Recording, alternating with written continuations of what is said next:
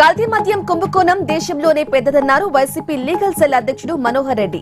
కూటమి ప్రభుత్వం అధికారంలోకి రాగానే ఇష్టానుసారంగా మద్యం దుకాణాలు ఓపెన్ చేసిందని ఆరోపించారు.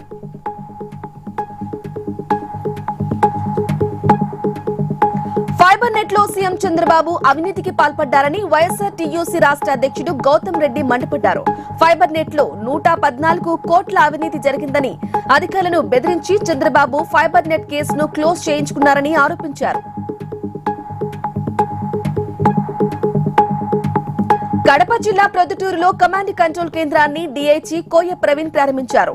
కమాండ్ కంట్రోల్ కు 123 సీసీ కెమెరాలు అందించిన టీడీపీ నేత సురేష్ నాయుడిని డీఐజీ సన్మానించారు.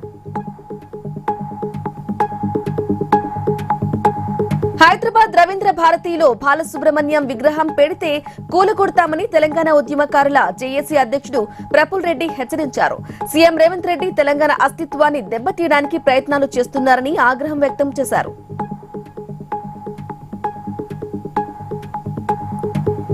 వ్యాపారం పేరుతో 1,89,00,000 రూపాయల యగనామం పెట్టిన వ్యక్తులను అరెస్టు చేసి తనకు న్యాయం చేయాలని బాధితుడు రామకృష్ణ ప్రభుత్వానికి విజ్ఞప్తి చేశారు.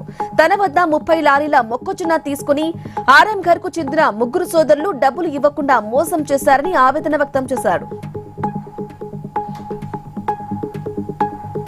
ప్రకాశం జిల్లా సింగరాయకొండలో సినీ నటుడు వెంకటేష్ పుట్టినరోజు వేడుకలను అభిమానులు ఘనంగా నిర్వహించారు. దివ్యాంగ విద్యార్థుల మధ్య కేక్ కట్ చేసిన అభిమానులు చిన్నారులకు పుస్తకాలు, పండ్లు పంపిణీ చేశారు.